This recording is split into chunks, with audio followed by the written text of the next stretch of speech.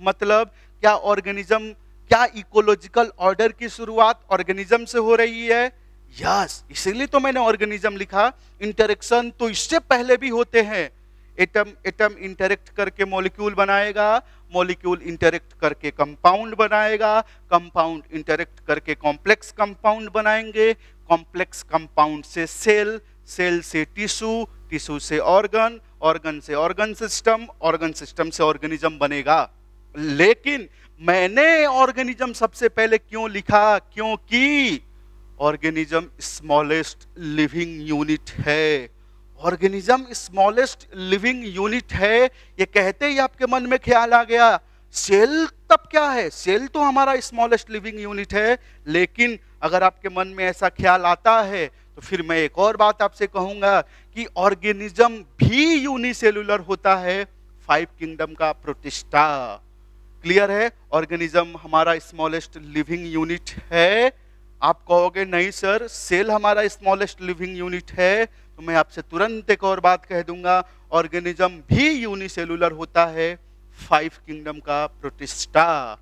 I hope कि ecology का आपको बेसिक इंट्रोडक्शन समझ में आया होगा। इकोलॉजी क्या होता है, इंटरेक्शन कैसा होता है, ये आपको बेसिक इंट्रोडक्शन समझ में आया होगा। ध्यान से सुन लेना एक और बात, ऑर्गेनिज्म दुनिया का कोई भी ऐसा ऑर्गेनिज्म नहीं, दुनिया का कोई भी ऐसा ऑर्गेनिज्म नहीं है जो अपने इन्वायरमेंट से आइसोलेट होकर रह जाए। मैंने बोला है कि दुनिया का कोई भी ऐसा ऑर्गेनिज्म नहीं है जो अपने इन्वायरमेंट से आइसोलेट होकर रह जाए। हमारी एनसीईआरटी भी हमसे ये कहती है, अगर आप कहीं खाली जगह बैठे हो और आप कहते हो कि मैं अपने इन्वायरमेंट से इंटरेक्ट नहीं कर रहा हूं, तो ये आपका कहना गलत है। आप उस एरिया के ऑक्सीजन को कंज्यूम कर रहे हो। इसीलिए कहा जाता है ना, ऑर्गेनिज्म अपने इन्वायरमेंट से आइसोलेट होकर नहीं रह सकता। हमारी एनसीईआरटी भी हमसे ये कहती है।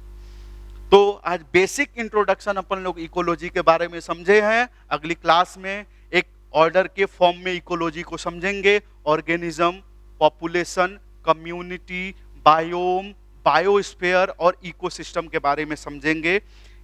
सीक्वेंस आता है, पॉपुलेशन सीक्वेंस आता है, ऑर्गेनिज्म, पॉपुलेशन, बायोटिक, तीसरा आएगा इकोसिस्टम, चौथा आएगा बायोम, पांचवा आता है बायोस्फीयर। इसको अपन नेक्स्ट क्लास में डिटेल में समझेंगे।